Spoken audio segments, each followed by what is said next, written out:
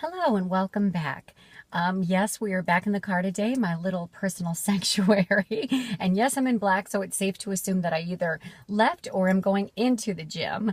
But today I wanted to talk a little bit about kind of demystifying this whole how we love thing. We just had Valentine's Day on Friday.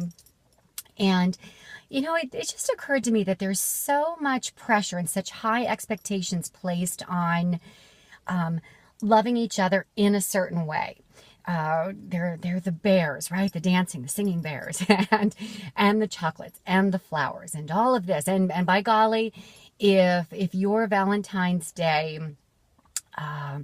didn't have some of these elements present, then it was a complete failure on the part of your partner, right? Why did you give me flowers? I wanted that bear, I did.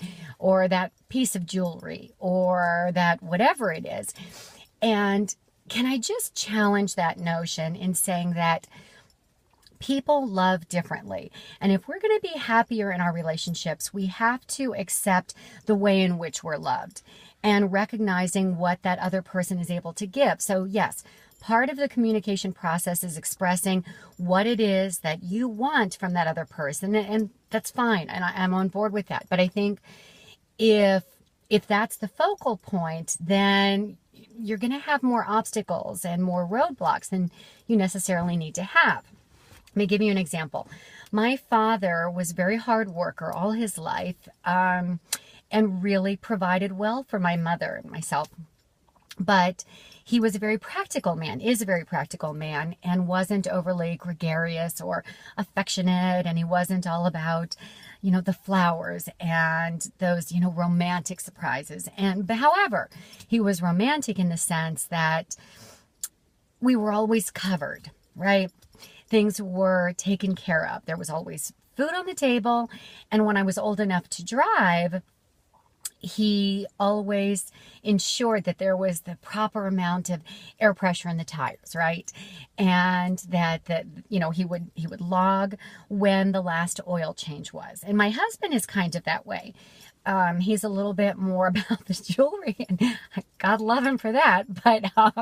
But I will tell you, I have countless tape measures, and he's really big on flashlights. My husband loves getting me flashlights when the newest model came out. I don't know how many I have here in the car. Flashlights and tire pressure gauges with a fancy leather case. I'm not even sure I know how to use it. I don't think I do. But it's very important to him that I'm covered.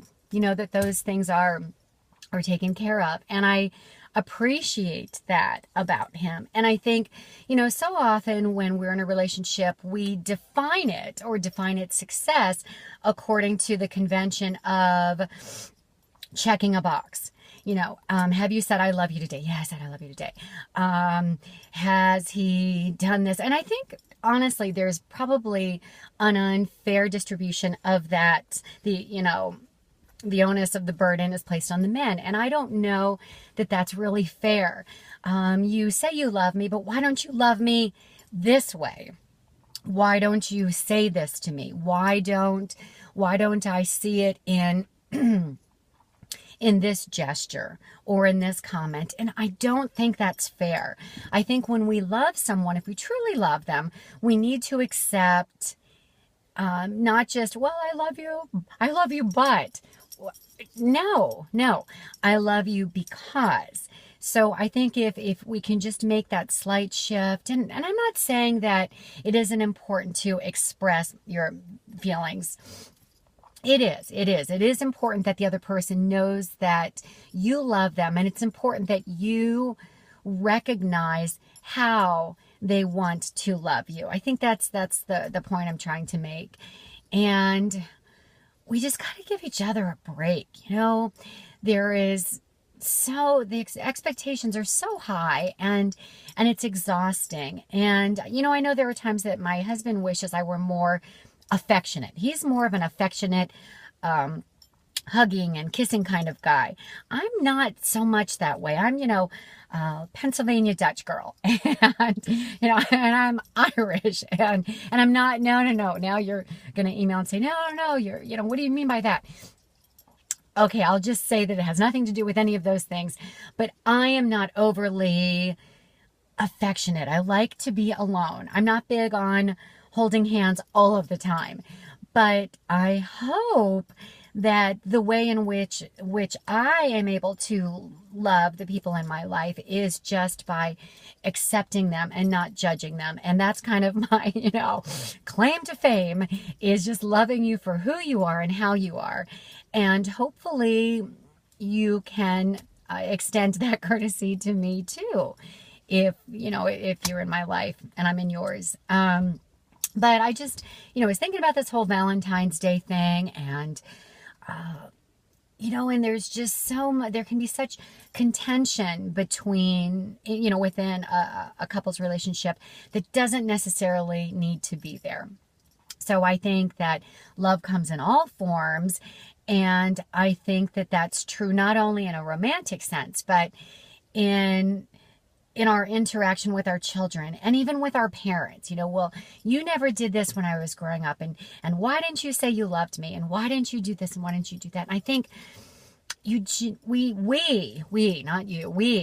need to recognize and accept people for who they are, what they are, and how they are. And if we're able to do that, I think it will mend fences, and it will reestablish maybe some bridges that have been broken, and it does tie into that whole, anatomy of loss and forgiveness and letting people just be who they are, right?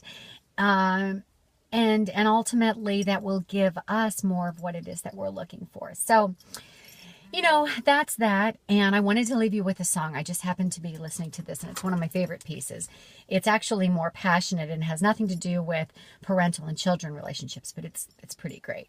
It's Vivaldi, it's Four Seasons, it's winter, and it's fantastic, and it's overcast. So here you go. I'll leave you with this, and I will see you soon. Please keep coming back for more. You keep coming back. As I say, I will keep coming back, and here you go. So, there it is. You get like 5 seconds, and then I'll let you be on your way. But just wait for it. Okay, have a great day. See you soon. Bye.